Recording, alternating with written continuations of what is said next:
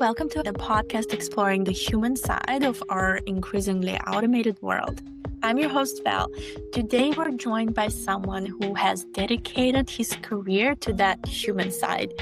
Julian Gay-de-Montella is an executive coach and leadership development expert who made a fascinating pivot from international law to focus on what makes organizations and the people in them truly thrive. In our conversation, we explore how leaders can coach their teams through the anxiety of technological change, how AI to revolutionize corporate learning, and why the most unautomatable skills are the ones that build connection and trust. This is a crucial conversation about the future of work. Today, we are tackling one of the most critical questions facing organizations, which is the future of leadership in the age of artificial intelligence. My guest today, as I mentioned, is a good friend, Julian. He is an executive coach, learning and development expert.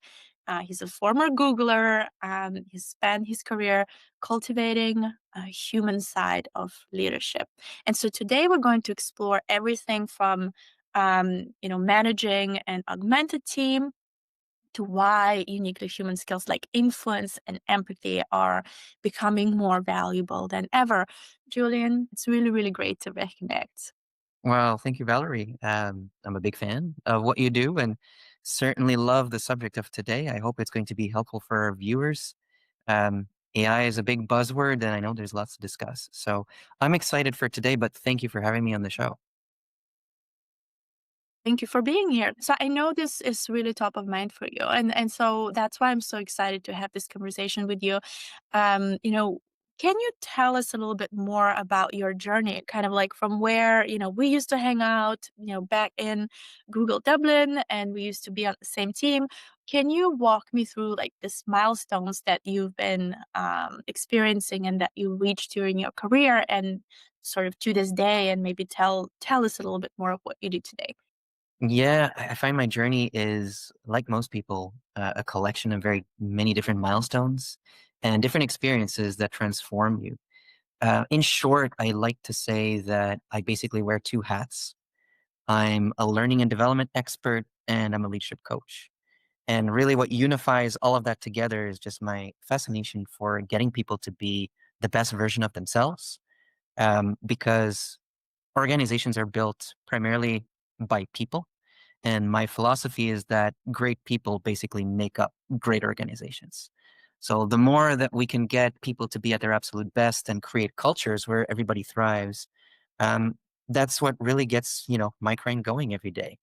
So to give you an idea of my journey, I took a very atypical start. I started actually my very first job was with the Canadian military. I was there for about 7 years. Um, Big eye-opening experience in leadership, and I could talk a lot about that. But my initial idea was that the military was all about command and control, and what I discovered was that it was absolutely not like that at all. In fact, through the 7 years that I was there, what opened my eyes is that they approached it with a model of what I would call today servant leadership, which was we are only going to be successful if the leaders that we have are empowering everybody in the team to be at their best, to really use their skill sets to the maximum. And that's the only way that we thrive and we overcome whatever challenges that we face. And more important to that note is they didn't only believe in creating this type of culture, they also wanted to be able to train leaders to be this way. So the military's philosophy, and I'm talking about the Canadian military, but I know that many NATO militaries have similar schools of thought. It's people can be trained to be wonderful leaders. So these are all skills that you can learn and you can develop. And whatever level you're at in your life, you can improve constantly and become one of these leaders. So this really set me apart, I guess, in the sense that, wow, we can actually train people to be wonderful leaders. And basically, how that marked me onwards is, I did have the opportunity to serve the Canadian government as a diplomat. So I worked for Foreign Affairs Canada. I was posted in Ireland. I ended up working at Google, which is where we met, in the global expansion team, and very appropriately so, because I started as the person who was the expert for the Canadian market. So yeah, I did know a thing or two about Canada. And then since then, I decided to really go onto a leadership journey. I've worked as a corporate trainer in many different tech companies. And I guess what fascinated me about all of this was the ability to be able to get adults to learn in a very short amount of time skills that were really going to set them apart. And it launched me on the path of leadership coaching just because what I did notice was how much difference it makes in any organization when you invest in your people, and especially when you invest in their leadership development skills. All of the leadership development skills, which I'm sure we're going to talk about today, are human skills. It's the ability to motivate people. It's the ability to communicate. It's the ability to understand and read emotions and work with that, have those difficult conversations. That's what makes a great leader. And ultimately, working on those skills is an investment in your people and making your organization better. So this is why I'm here. I love, getting humans to be in their genius zone. Um, Yeah. I make one quick last thought here on this. I know that AI is part of the game today, um, but I will say that I still see a bright future for human skills. Thank you so much for calling that out. As I mentioned, I've been fascinated by your journey and, your the variety of experiences that you bring to the table in your approach in your leadership training philosophy, which is really interesting for me to learn, like where is this focus coming from, right? And so, as you mentioned, you can train what you focus on. So you can also focus on human skills, like communication, conflict resolution, and empathy. And those are the skills that define great leaders as well. Those who can bring people on board, influence, like create the connection, drive the vision, drive transformation. And so that's exactly what we're diving into today, but with like this critical modern twist. So all of this technological advancement, whether it's automation, machine learning, or generative AI, artificial intelligence in general, we'll be talking about this new leadership toolkit, how to manage teams, feeling both excitement and anxiety, and whether, soft skills are about to become perhaps the most important differentiation in the workplace. Or maybe it has always been the case, right? But we just um, are facing this space where everything is getting sort of exacerbated, and now like it becomes more and more evident and prominent. Our skills are going to evolve. There will always be a certain level of fundamentals. As long as there are humans, we're going to have some kind of leadership structure around that. So there's no escaping that, even with AI present and wherever artificial intelligence will evolve. And of course, my answer will keep changing as we have these conversations. So let's say 2 years from now, will AGI exist in a format that it actually rivals and competes with human intelligence? Topic for another day. We still don't really understand what human intelligence is. So, the LLMs are actually built on human neural networks, but that doesn't really tell us, what makes us intelligent, what makes us creative, what makes us innovative, what makes us emotional. So, all these things are still things that we still don't really understand, and we are still navigating ourselves. I believe that, like you say, there's still going to be a very high premium on human skills, and I'm still betting on human skills being essential, even if we do end up cohabitating with an intelligence that rivals or even surpasses ours. And thank you so much for bringing this up, because I think that's one of the reasons I want to start this podcast. I don't want to talk about AI as much as I want to talk about humans and, as an anthropologist, human evolution and what technology actually means for us. And then it's also useful to understand, what are we actually dealing with? We're not dealing with some sentient beings. We are actually dealing with very practical use cases that like you and I experienced in our work, in some early forms. It comes to automation, when it comes to machine learning, when it comes to managing large sets of data, and like how to do that. And I think it has always been, in a way, the paradigm of humans driving those changes, driving that, vision for new ways of working. And I think, what you told me before is that one of the reasons you actually pivoted to leadership development, even when you were in that like tech space, you were always thinking about like what makes a great leader that is able to sort of sherpa the people around them in the right direction, with sort of like the right set of tools, but also the right mindset, which to your point is really critical, right? We don't really fully understand. And there's like a neuroscience, there's a bunch of different behavioral sciences that, talk about like what is the actual, power of the humans, like what makes us human, what like there's so much philosophy in that. But I think it's really, really important to your point to keep in mind when we're talking about technology that we're not just talking about algorithms. Information always comes down to people and like how people act, how And there's they no guarantee. There's no guarantee.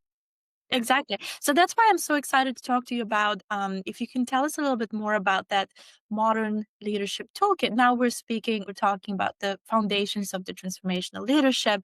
Um, I know that at Ivalua you designed this LIFT program that is covering the fundamentals like communication, decision making, conflict resolution. And so, in this era of like hybrid work and digital fatigue, uh, what are the most critical, non negotiable skills that emerging leaders must develop today? Like, how have those needs shifted from, say, our time together at Google a decade ago? Yeah. So of course things evolve, and I think that's the interesting thing, and it's where even leaders within their own generation are probably going to have to go through at least three or four, if not more, iterations of where the skill sets are going to have to be maximized. Which the good news is, well, that means you're just going to have to keep learning, and I think for all of us that's good news because the more we learn, the better we are. Um, as a quick story on this, I remember when I was very young, I tried my first cooking experience, which was a disaster because I was trying to make rice and I had read the recipe. I had, put in all the ingredients. The only thing that I'd failed to do was to put water. And my grandpa had stood around there for 20 minutes watching me do this and said absolutely nothing until after the 20 minutes, he came around and he said, you're going to be waiting there the whole day until you put water in it. And it struck me because I was a little bit ashamed of myself. And then he looked at me and he said, you know what? Don't be ashamed of yourself. As long as you are learning, you are succeeding. So wherever you are in your life, and especially in a leadership journey, because there is a very high potential. We're working with humans, we're working with emotions, we're working with KPIs, with all sorts of different stressors. And oftentimes we have to balance these all at once. There's a good chance that you're not going to get everything right. But the question becomes, what did you learn and how are you becoming better? And how can you grow from that? So what does this leave us with in the modern toolkit? So to answer your question, there's the Lift program, but I've done many other coaching programs for established leaders and emerging leaders, and the what I would call the patterns that come through the human skills is really three areas. So one would be your presence awareness, which is, do you understand what is actually going on? Can you intelligently comprehend the data that is being explained? Otherwise, data is just data. It's meaningless. Until we are able to process what somebody's telling us, it means nothing. Um, Empathy would be the second category, and a big one. Empathy is your ability to understand other people's emotions, to even put yourself in their shoes. Um, as a leader, I could tell you I'm frustrated if, for example, I was reporting to you, but until you have experienced what that is, until you have experienced what sadness, being overworked, being overburdened, being worried about something really is, you will not be able to respond fully in a way that is going to motivate me to be able to be the ultimate team player for you. So that's going to be another one. And I mean, empathy is its own world altogether. It's how do we handle those difficult conversations?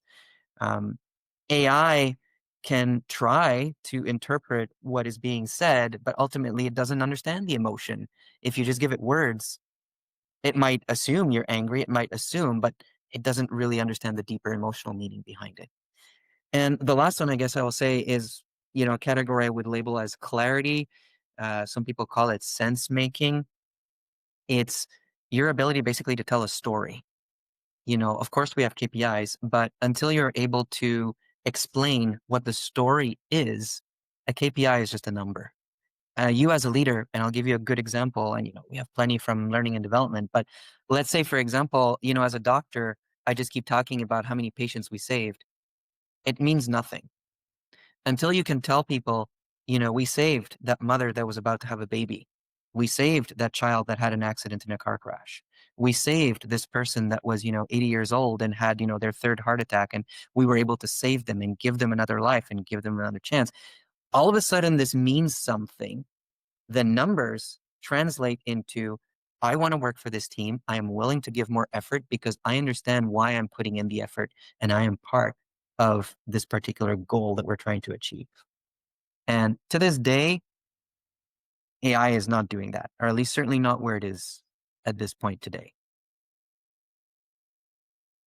No, I absolutely love this example that you gave with your grandpa, that I know was a super important person in your life, and I think it's just so incredibly strong and wise of him to stand by and see you fail, essentially. I think I just read this really fascinating article about what bad parenting looks like the key takeaway was that it's not about like not doing something right. It's more about not being able to accept when your children are failing. That's like the fundamental human learning, right? That right there is like, okay, you're gonna fail, get used to it. Don't feel ashamed. This is part of like, and I think that a lot of us growing up, but also in the professional environment, we lack that psychological safety of actually not being successful right off the bat. And I think it's quite Failing is important. learning sometimes. Exactly, because I think that is what learning is, ultimately, right? That is what takes to create someone who has the agency, who has the like this confidence to be in an ambiguous situation and to say, okay, I messed this up, but like I move on and I'll do something better, versus someone who's just completely fearful because they are being raised or they're being trained in an environment where there is over curation and a constant drive for perfection. It really resonates with me, and what I see, from an L&D perspective. So if you're talking about human skills, it's about being able to ask the right questions. For example, if somebody doesn't know the answer to a question, you could ask them something along the lines of, "So what do you know?" Or, what would you do in this case? There are these judgment call questions. Like, for example, you could fail at something and say, okay, you didn't succeed, but what can you own out of this? If you were to do this again next time, what would you do differently? It's this ability to reason, with a larger awareness and understanding of the world that still sets us apart as opposed to AI. And I think, however, that these are skills that we still need to develop because, as you well saw from my grandpa, um, he could have just showed me how to do it. He could have just put the water in the rice. But to this day, I'm glad that he didn't. Yeah. It was a good learning point for me to really understand and to see, okay, well, the next time let's read the recipe correctly. Let's, really try to understand every single detail and how it matters.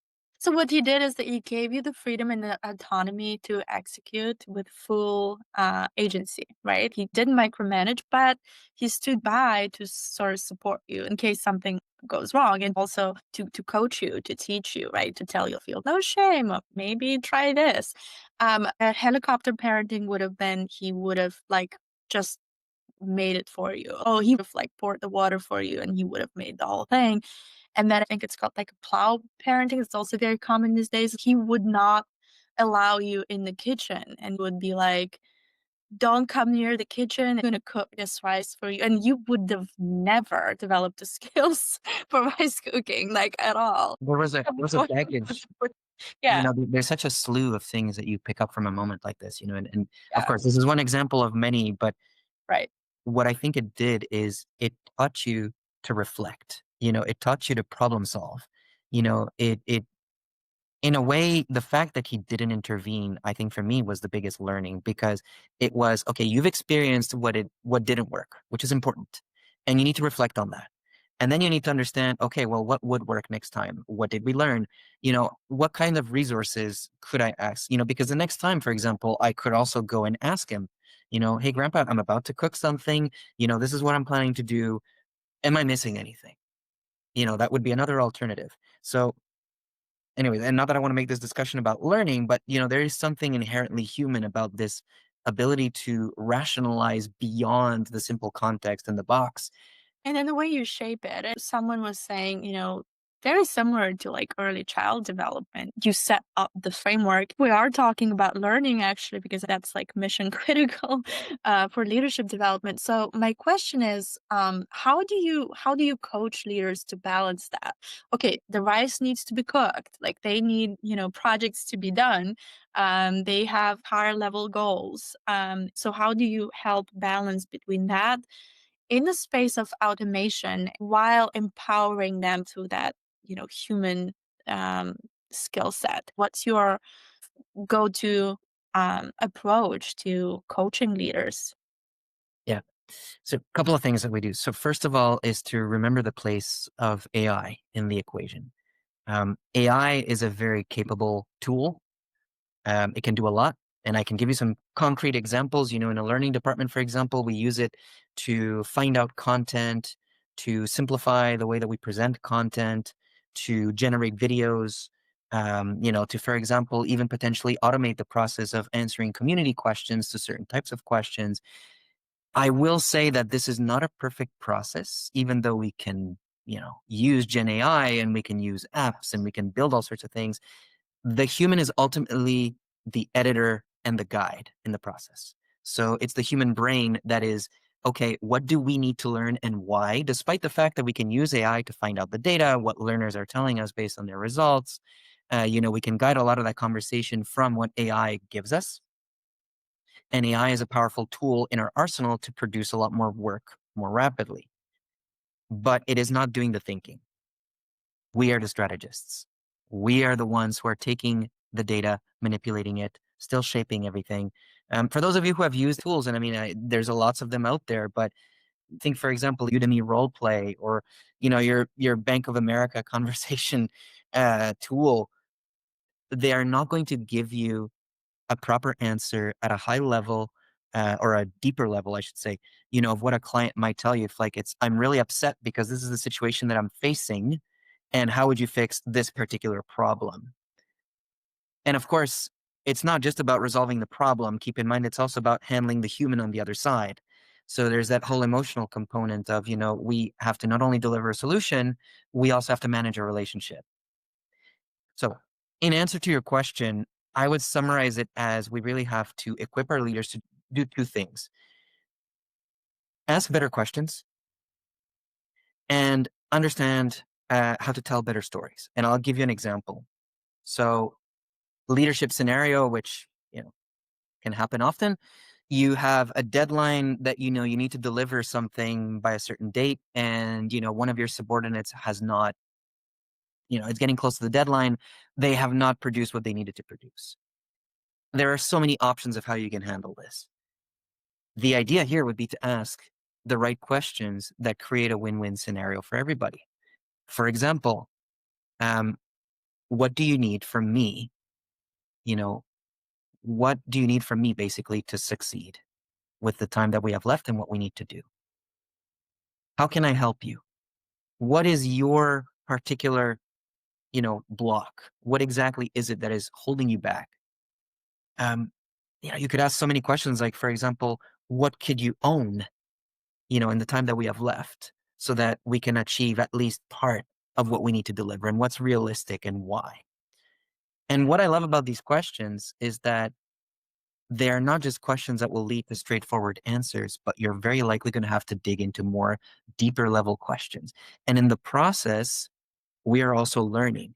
The question, for example, of what can you own, that's all of a sudden putting the responsibility on that person. They're not maybe leading yet. but you are teaching them something about themselves. I need to basically take ownership of what the situation is, what are my blocks, what do I need to be able to overcome those blocks, what can I be realistic about? And in a way, it's you actually training them to be a leader beyond the fact that you're also trying to resolve a situation and, meet those deadlines. And I'll just maybe end on one thought because, it's something that I think for a lot of leaders, and especially in the day and age of AI, um, remember that AI is a tool in your arsenal, but, KPIs matter, but so do people.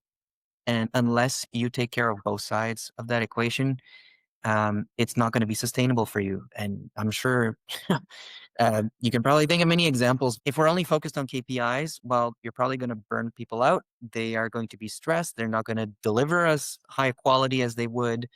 They're not going to be motivated. And that's something that actually reflects more on you as a leader than anything else, right? Because you're the one driving everything. So, if you don't take care of that human relationship, your KPIs are going to suffer in the long term. And of course, as you know, unless you take care of, structuring the KPIs correctly and making sure everything is in you know, that there's a clear goal, something that they can connect to, that they can identify as, something that does motivate them, um, it's going to be very difficult to meet it. Absolutely. I think the next part of our conversation, we kind of started talking about that a little bit, is about that learning environment. So, as the L&D expert, what do you see some of the new examples of technology powered by AI? Is how is it already transforming the learning environment? Do you see any interesting or exciting trends in that space? Yeah, I do. I'm a little cautious about it though, because I think our use of AI is still a little patchy. And I mean, I can clarify what I mean with that, but so I'll start with where I'm excited, where I see definitely for sure there's going to be, major impact in the area of learning. Is I do believe that we're going to get learning experiences that are a lot more engaging for people and a lot more relevant. Definitely, AI is going to help us in that. So you're going to get short, very digestible content that you can consume from anywhere, anytime, and that is really interesting, drives the points home, but is also delivered in a scenario based format, which is great because we learn from stories. It's not just this is how you do something. It's I don't know. I don't want to use the rice example again, but this is how you have to cook something. Well, now you're going to have a situation where you have some friends that are coming over. You only have so much time. This is how you would take this recipe and turn it into a success. And like we can walk you through it, and you can even get the sounds of everything as it's cooking, and you can see it, and you can kind of get a sense. And at the end of it all, you're going to get all your friends saying just how amazing it is and how much they love what you did. This is a very simplified example of where we're headed in learning, and I definitely see this. Um, these simulations and scenario bases, I think, are getting stronger. I still feel like there's a lot of work to be done in that area because what we have is still a bit limited in the ability to take a hold of all the scenarios and its exceptions. But AI never ceases to amaze me. Um, I mean, I'm constantly learning from it as well. And I do think that, there's some great work that is being done on a lot of the scenarios, and at least up to a certain level, um, you know, introductory levels. And I mean, I've seen it across many other domains that are not technology, for example, medical and, we had it even for, I believe it was an engineering course where, they were able to create a lot of scenarios and simulations. And, what they were able to do there was amazing. It was very realistic. It was fun. It was almost game-like, but at the same time, it gave you, a real feel for what it was like, to be, designing something for a city. So yeah, I could see that, being more engaging, more fun, more relevant, 100%. Um, where I would still like to see AI perform a little better is in understanding the complexity of possible scenarios that we have. I would also like it to teach humans how to think. So, not just give information, but also challenge us. It should be an active dialogue. And, it should be where it gives you scenarios and it asks you to tell it what you know or what you would do and why. And then it could have a conversation and an intelligent one around that. And there's a reason why I say that, because you never really learn something until you own that content. In other words, until you are able to take something and innovate it, improve it, use it in other contexts and apply it, you haven't really learned it.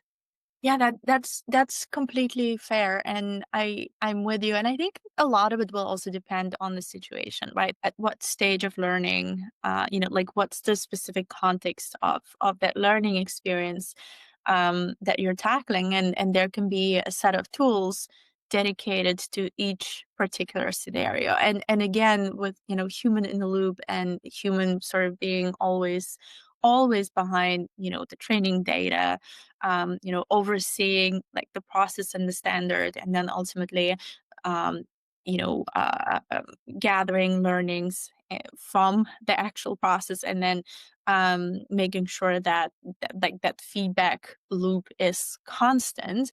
Um, you know, Ultimately, a lot is going to evolve in the next few years in that space.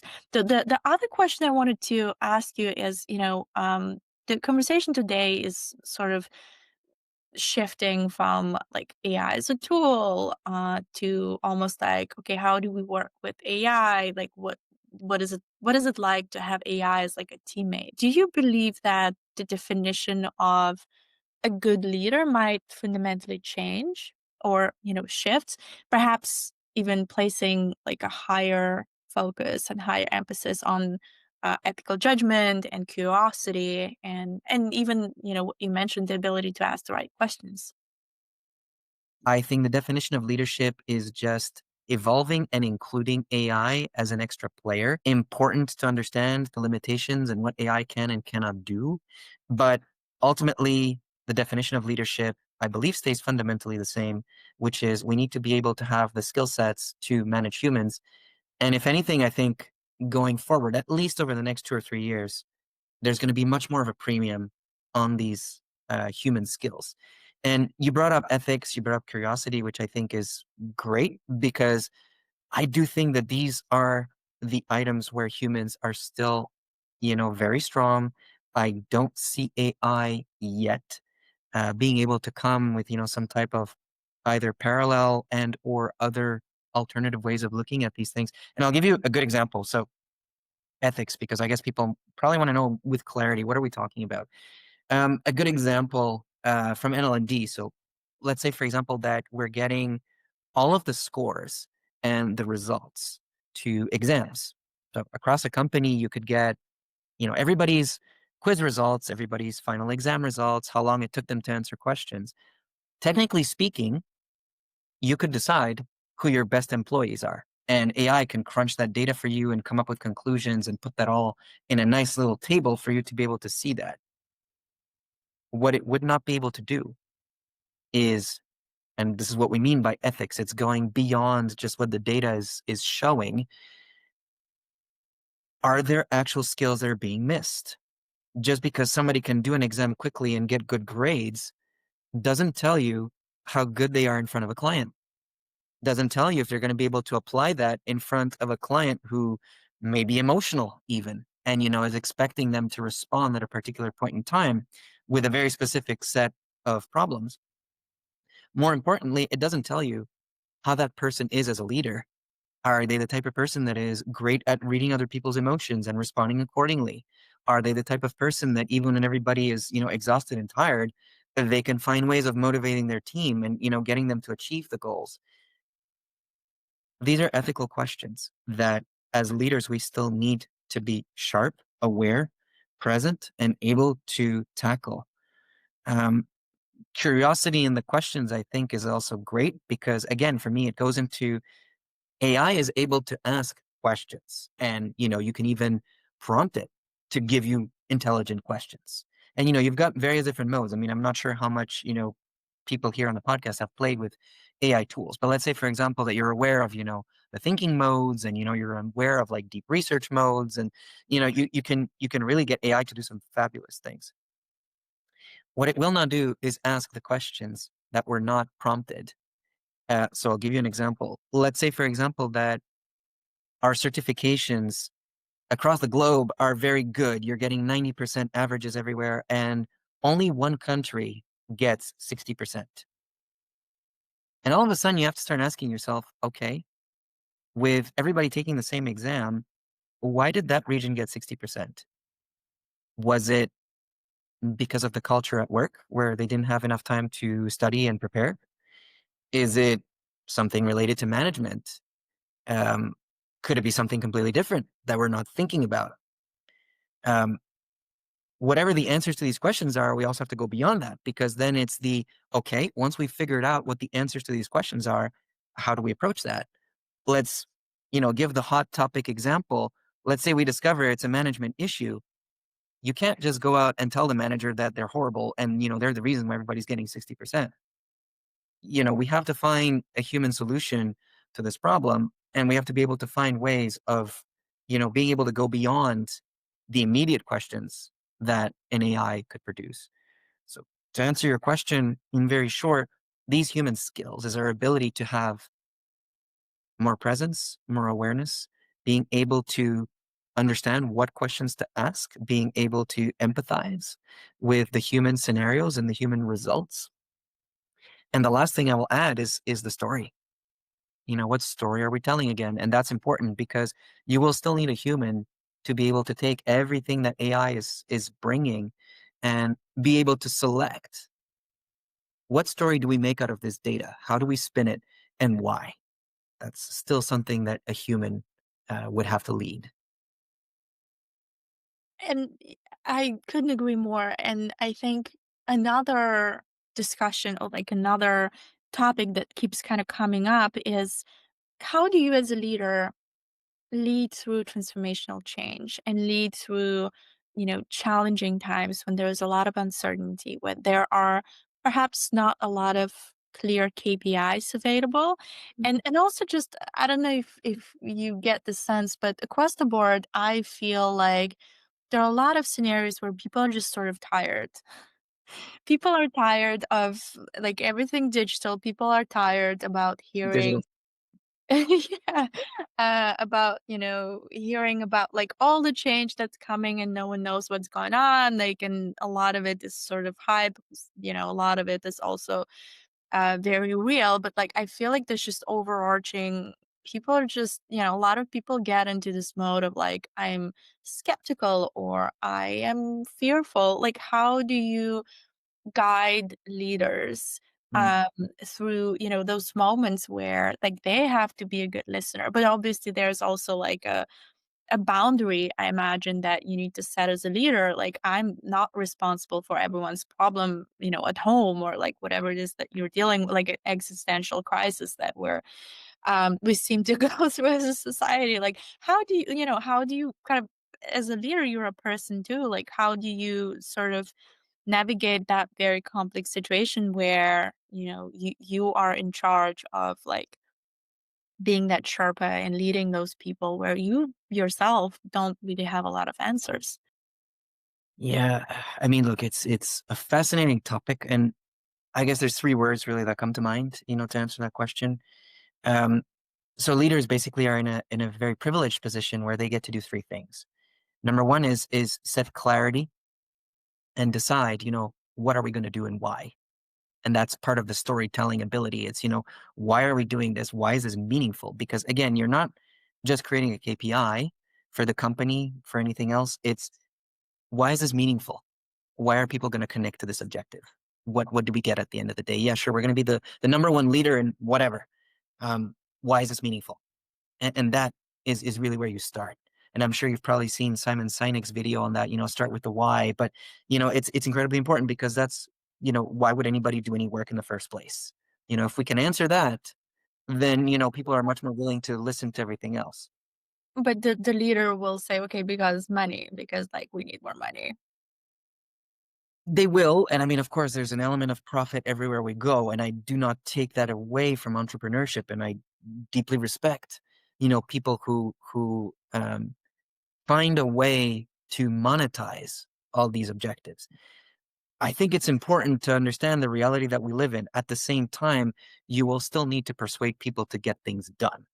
And I think, that's where this clarity aspect comes in. Then to answer your question, there's two other elements. It would be prioritizing, great example of that is, and the dilemma of pretty much every leader, I have so many things to do. Where do I start? Which, by the way, also answers the question of why we're so fatigued, right? Because we have so many priorities. So you remember earlier in this discussion, we were talking about asking yourself the right questions. A great leader will ask themselves, what is my biggest win right now? I have 10 things to do. What is my biggest win? What are the top 3 that I really need to go for? And I have a very nice analogy for this, which I learned, by the way, from one of my former colleagues who was a director of project management. His running joke was, I basically am a glorified firefighter, because he's like, what I do is I look at all the list of forest fires that are everywhere, and I pick the largest ones and we deal with them one at a time. We go through the first and largest, then we go to the second, then we go to the third, then we go to the fourth. And you may have to redefine, based on how things on the ground are shifting. This is the fun of being a leader, how your priorities are shifting, but you are always defining where those priorities are. And that's your mission, is finding out what's priority right now, what gives me the greatest win, and what moves the needle for this whole team, and why. And the last part is your relationship building, which will be, normally speaking, as a leader, will be with your stakeholders and upper management. But make no mistake, we also do get a lot of input. And the greatest leadership is the one that does also include a lot of being in touch with what everybody else is doing. I use a military example. And, don't be the general who's stuck in the office and just looking at the maps. You want to speak and understand what the people on the ground are telling you as well, because they're probably telling you much more close to heart where the real situation is than what you see up on the charts. So these 3 elements, I would say, is where you start. It's, being able to be clear as to what we're doing and why specifically, then working through your priorities. What's priority? Why? What moves the needle for us? And ultimately, it's about managing those relationships. And I've giving you a very simplified response, so I'll leave it there. But this is, for me, what fascinates me in this discussion. You can have the greatest AI of today come in and try and respond to these questions. Um, you're bound to get some very funny answers and some funny responses to all this. And we've tested it. So, I still think there's a human intelligence that is still leading the charge behind here, and for good reason. Yeah. I really love the example of forest fires. And as a matter of fact, I think that those situations always emerge at a certain leadership level because, as a human, you're simply not always able to oversee like all the bits of pieces of information out there. So everything may sound like a noise or sort of like a flashy like little fire, and it becomes harder and harder to truly estimate like what is noise, what is not. But also, I feel like what drives the collective fatigue these days is the sense of FOMO. Like if I'm not on this like right now, I'm like sort of gonna miss something, which I think is also really plays into like our collective culture of like over consumerism and like this attention economy where like so many different players are competing for our attention. You have encapsulated very well what I would say is probably the greatest gift from coaching, is because coaching is based on, so for example, I coach with the ICF, which is the International Coaching Federation. And what we teach is a lot of question-based awareness creation. And again, if you're talking about how to handle the overstimulation, the culture of there's so many things happening all at once, our attention is everywhere. What do we do and why? And of course, it's easy for us to get very fatigued, and we are seeing it. And I think the amount of time that we have to spend attention to everything means that we're exhausted and we're not present in a lot of what we do. So to go to your question, coaching works on a lot of asking yourselves the important questions that raise your sense of presence and awareness.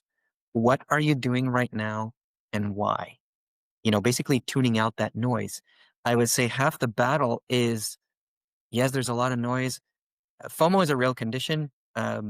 I could admit that I'm a recuperating FOMO, patient. And I tend to be hyperactive and, love to do a million things at once. I think, there's something beautiful about the ability to question yourself and just take those few seconds, which, by the way, a few seconds of sharpening your axe so that you can you can cut the right tree, and once will save you so much time and energy down the line, rather than spending so much time doing things that are not meaningful. And if you want a quick explanation of why we're so tired, is because we're doing too much all at once. The idea is to focus. What do you need to focus on right now and why? And, I'm giving you a very condensed version of this, but a lot of coaching is asking yourself these questions. It's, what is your ultimate goal? Is the action that you're about to do going to get you to reach that goal? Why or why not? What have you done this last week that was meaningful?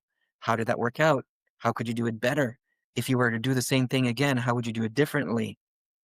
We look a lot at these questions, which is designed to sharpen our ability to be aware and for much more longer periods of time so that we don't waste our energy and we conserve our energy.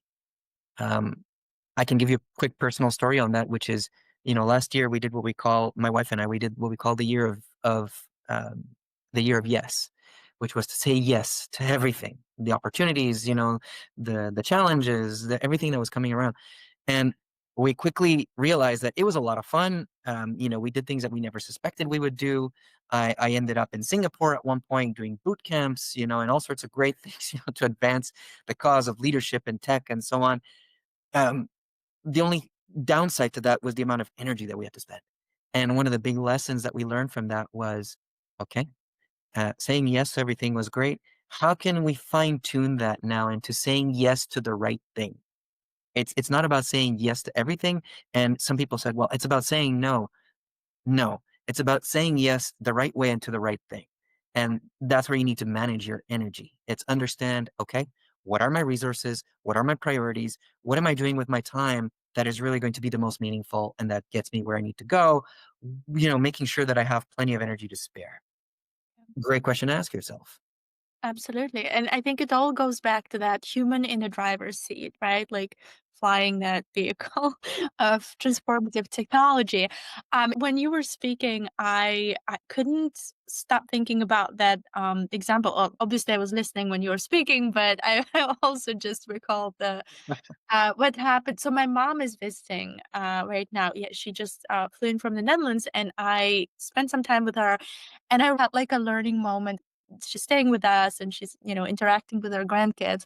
And there was this interesting moment where we were gonna go outside. We're gonna go to the grocery store, and my oldest was, I don't want to go, and I don't want to put on my shoes, and then I'm like, "Oh, we also have to return this library book, so we're gonna stop by the library." And that's when he was like, "Yeah, I really don't wanna go to library." And I was like, "What do you mean? It's, like, on the way." And my mom was like, "Hold on a second. You know that he doesn't like that you change the plan all the time." Mm, And I was like, I'm not changing the plan. I'm just saying we're just gonna go on the way to the library." And he was like, "No, no, no.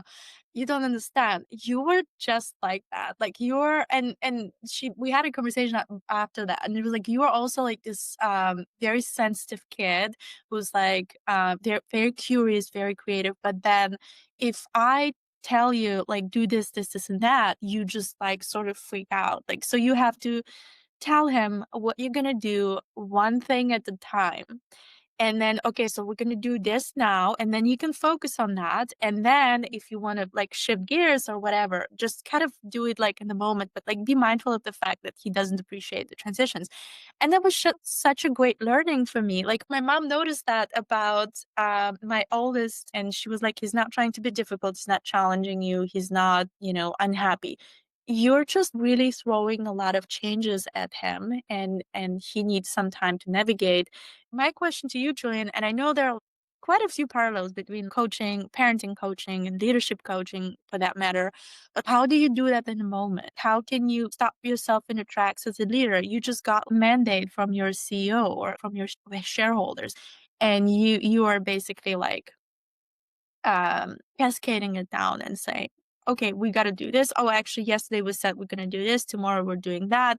How do you manage that level of change in practice? How do you sort of keep yourself self-aware and like in like a true clarity of how to drive not just the people, but also sort of yourself and manage your own like mental health? yeah. Well, I just wanted to say quickly about your son. I find it interesting that, you are learning how to adjust to him. But ironically, there's there's always a two-way in learning. He is also potentially learning that the way that I do things is not the only way. And that's an important lesson too, because the sooner, he can adjust to, there are many ways of working. Some people are very organized and sometimes to a T and to a fault, and they get lost in the details. And other people are incredibly big picture and, they cannot be bothered, with, the smaller things. And of course, all of us are somewhere in between, and it depends on the mood on the day and so on and so forth. But it's beautiful that the best, most empathetic, emotionally intelligent leaders are able to adjust and be flexible to all these types of personalities. And I think the sooner you learn that, the better. Um, so going to your question about how do you handle change? Well, I think there's a couple of things that we could do here. And I might just ask you a quick question, right? So it's a coaching based question. If you were at the best level of yourself, how do you think you would handle that change? Well, like the sort of the earnest response, like the visceral response is always like, I don't want to do it. Why should we now also go to the library? Like, leave us An alone. option.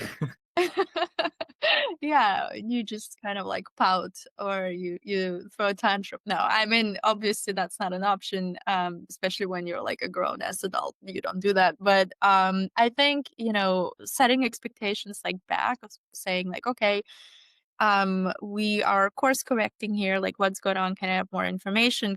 If we are, and like that's the why, then like how can I contribute to that? Maybe there are more meaningful ways for us to sort of join in on that new course, right? Like and which I would find the most helpful, like in any organization, sort of like, okay, I want to understand, like I want to get the intelligence of like behind it.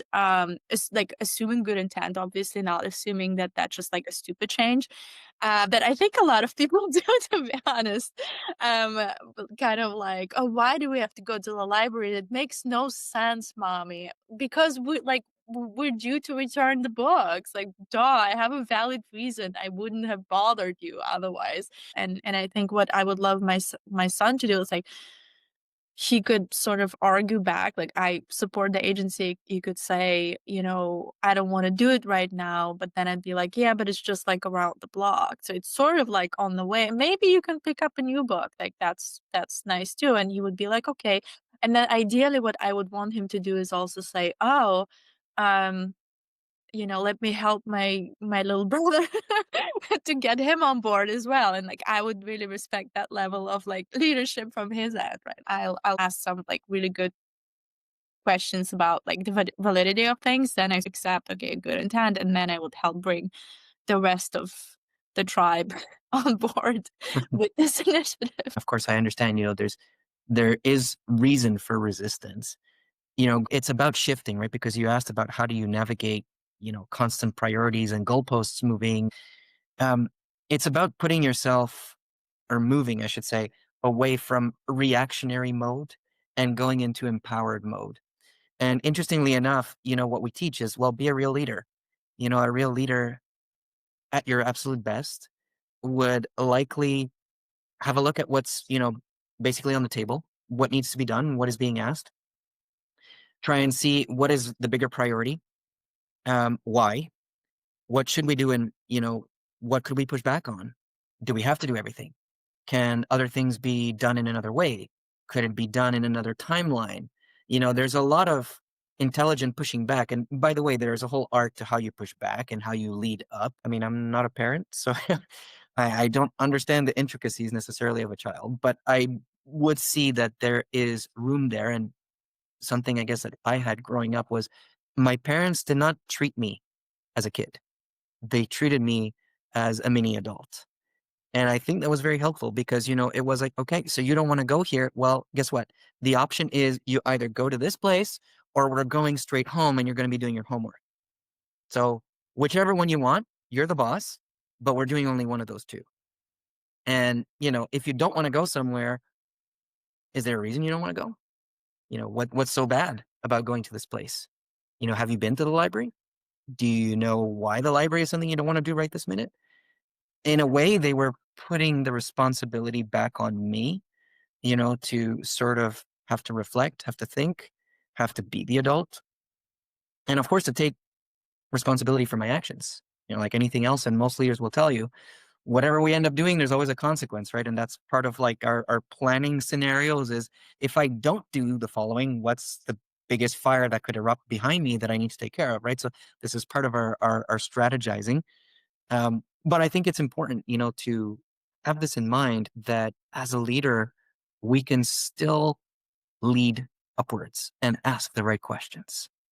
And, I think I this would be do the start of how to handle that. Yeah, I do really like the empowerment part, right? You're not just like a minion that's kind of moving around based on the bigger picture, whoever has the authority. I do think that there's a balance there, especially as it pertains to little kids. Obviously, they by default have less information, and the younger they are, the less information they have. So you operate within like a very limited context. Except humans are, inherently emotional, and so like not having the full view, not having the full picture, can make someone feel very anxious because it's to your point, like diminishes their agency or their ability to like feel they're participating or like owning. So I think the approach, the example with your parents, I think that that has some really good positive outcomes, which are essentially you communicate, okay, this is a scenario, this is the consequence, and so you kind of with that like share more information and bring the child on board.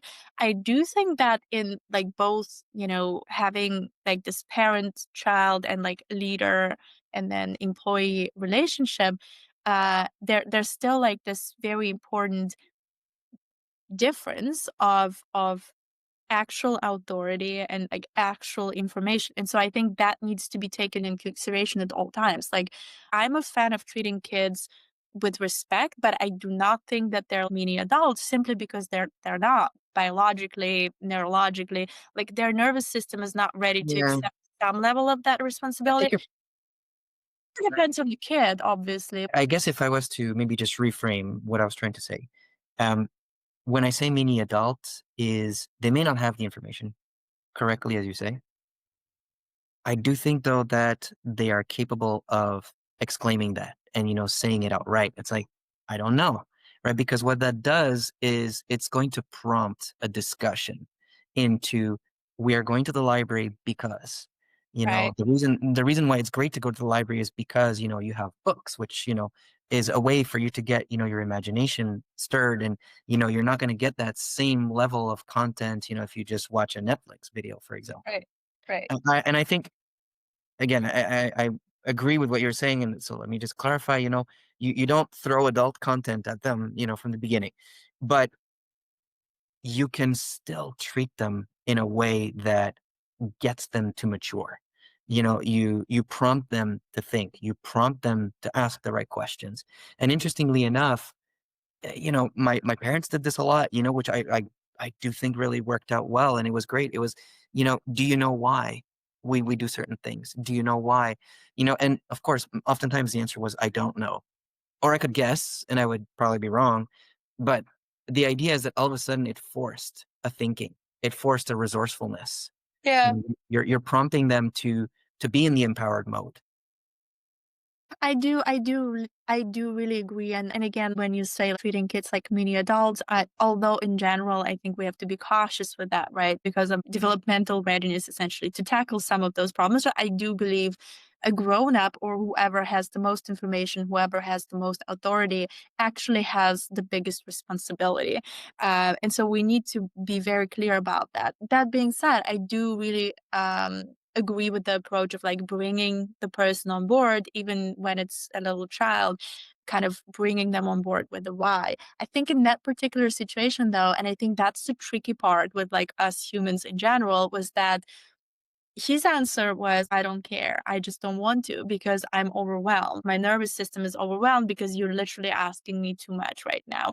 And so that's where I think what my mom brought up was so powerful because I was simply not really attuned to that in that moment. In that moment, I was doing exactly that. I was like, hey, but we like our books are about to expire. Like we have maybe you can get like you love the library, like Mhm. But she was like, it's not about that. Like, he simply doesn't care about your why right now because he's in a state where he's getting overwhelmed because you keep changing the plan. Yeah. And I think that's why it's like so tricky sometimes because you can expect a response from someone to be fully rational, but most of the time it won't be because they're in a state that is prompted or created by like different context that is like mostly hidden to us. And so I think within the relationship of like a parent and child, because you know them so well, because you sort of spend a lot of time with them, you can actually get there. You can like understand that, and you can have empathy. Sometimes when you just meet a person and they're like sort of responding in a way, or they're like acting in a way that is not very rational, you cannot know all the context. So as a leader, I think it can be very difficult yet really powerful to stay in that mental space where they're able to like bring someone on board, have empathy, yet set the boundaries. Okay, maybe want to say yes to many things, but maybe not to everything, or maybe it depends of what we say yes to um, at a given point. Yeah, I hear what you're saying, and I understand fully. The ability to read the emotional state is incredibly important because, of course, there will be certain things that they can or cannot do in certain states. In saying that, and where I think, again, it's our own awareness, that has to be worked on, is what creates the states? How do we switch from one state to the other? Because that's possible. We can be in one state, and sometimes there's no straightforward answer. It could just be time. If we're very upset right this minute, it's maybe not the time, to really try and rationalize or go through something. That makes sense. But then it's, what will get me out of that state? I think, this is the greatest part about humans is that we are state shifters. We are state switchers. You listen to a song, it makes you feel a certain way. You do a particular activity, it makes you feel a certain way, right? There's all sorts of things that we can do to switch the state. And again, I think this is when we talk about awareness and presence, I keep bringing up that word. What does it mean? Well, it means this. It's what state is that person in? Is it the best, most optimal state for us to have this conversation? And potentially it could be no. Maybe the conversation is incredibly important and vital, but this is really not the right time. And as a husband, I can tell you, I've definitely had to read that, and it's a, okay, we're going to have this conversation later in another state. We'll recircle back to that. At the same time, it's an awareness also of, okay, what are the states? What causes them? Can we avoid them? Can we preempt them? Can we do something about them to shorten their duration? Can we shift them? There's all sorts of good questions here that go beyond. And I take what you're saying, which is, yes, I think we first have to be aware that they are in that state and this is the issue that we're facing. But then what do we do beyond that? Because, there's always a next move that we can make. And I think, this is where coaching comes in. It's like, okay, what do we do now? Yeah, I know, I hear you, and it's so powerful. Like it all goes back to us, our own awareness, our own. I am less prone to be attuned to someone's state or to be flexible or forgiving if I'm not in the right state. So it all goes back to like how do we actually manage our own state, which I think this is why I think the work that you do with leaders, the leadership coaching, is so vital for organizations where leaders are really dictating kind of like the mood and the pace. And it all goes back to like very fundamental human skills. AI, could in some cases help with like shaping some of the language. For example, you mentioned, the customer queries, or more classic examples of like um, how agents can support humans. You can take away some of sort of like initial question or query or problem, but ultimately when it gets very complicated, you would have to rely on human skills, which is also true for human development in general. Ultimately, if you want to elevate yourself in whichever capacity, as a leader, as a parent, as a professional, you will ultimately have to cultivate more and more soft skills. And while technology can aid you in some ways, it won't solve all of that complexity for you. It can aid in some very specific ways as, a tool, but ultimately it will all go back to like your fundamentals, right? It's what Um, excites me a lot about this discussion, which is, we're talking about AI, and yeah. to this day, I don't know how much AI feels, how much it understands feelings, and feelings are important, for a very big reason because they affect a lot of what we do and why we do things. And it leads a lot in our ability to interact and connect with each other. And I find this is going to be the big mystery is yeah, we're talking about AGI and so on. Will it be able to be emotionally intelligent? What kind of values, what kind of ethics will it bring along with it? Dealing with emotions is not a perfect science, and that's what people also have to understand. And I can give you plenty of examples where I did not, respond correctly, and where I was kind of like, oh yeah, the next time I should really not do that, or I should really have said this another way, right? And AI can help. Um, but, try to get AI, to have difficult conversations with your parents, especially when you're in an emotional state, right? And uh, try those conversations with your parents. I'm sure it's not going to be the response that you're expecting. You know what I do because I'm a nerd. I write some of my conversations out, just like I prep, for the interviews and I write things out, as you know. Like I've always been like that. But I've also learned that there is a big difference between writing something out and preparing and actually like doing it. So I think that Your guests sometimes ask you questions you were not expecting, right? That's also part of it.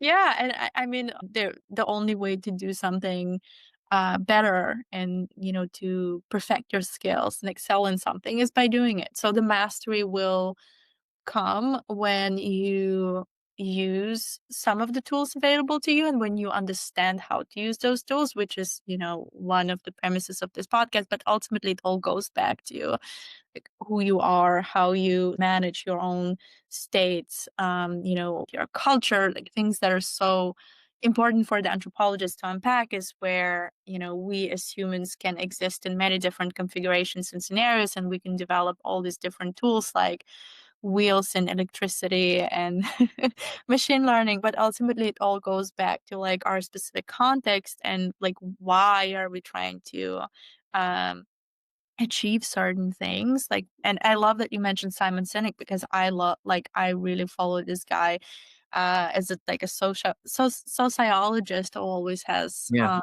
a really good take on like the philosophical side of what's going on. Well, I think it's a good example of what's happening right here in this discussion. Like I would say there's a lot of stories of exchanges, and perhaps it's also why human exchanges are so rich and so stimulating. Is there's a lot of innovation, unpredictability. The conversation, like you say, you might have prepared, a certain set of questions, but then it comes out to the response is not something you can prepare. Absolutely. And the way you respond to the response is not something you can prepare. So Exactly. I find it's thinking on your feet is probably one of the most human things to do. And being able to not only process, but then respond appropriately and accordingly and in a way that makes sense and, aids the situation, hopefully. Um, these are the skills that, I find when I say leadership skills, I think they're just better human skills. I don't see them as they have to be for somebody who's planning to be, the next trillionaire CEO. It's what can you do to make life better for yourself and for everyone around you? How can you help others, to basically be able to do something that is also going to be greater than them, and that is probably going to have some kind of long lasting impact. So for me, I think it's more life enabling. It's making life better, life happier for everyone, life easier, hopefully. So I think leadership skills for me is it's a very personal journey. It's whoever wants to be a better person and handle situations better. This is what it really means. It's how can we be better humans? Yeah, no, I fully agree with you. And I think this is such an interesting conversation about, leadership and disruptive technology, how it will augment how we work, how we operate, like the future vision of work, how it's impacting it today, and it sort of gradually unravels. But it all goes back to the fundamental skills and the fundamental awareness. Things like you mentioned, being present, listening, getting the right intelligence, not just from one source of truth, but like getting very different perspectives. And all of that, going back to our conversation about ethics and how do we harness like our agency to shape a better future. I think it all goes back to conversations where you connect and you share and exchange ideas and learnings from your own journey. And I'm so grateful to you because I know you're very busy. You wear many hats and have a lot of different stakeholders that you coach, and you have a lot of initiatives that like help cultivate new, better leadership. So I'm truly grateful for your time, and thank you so much for joining me in this conversation.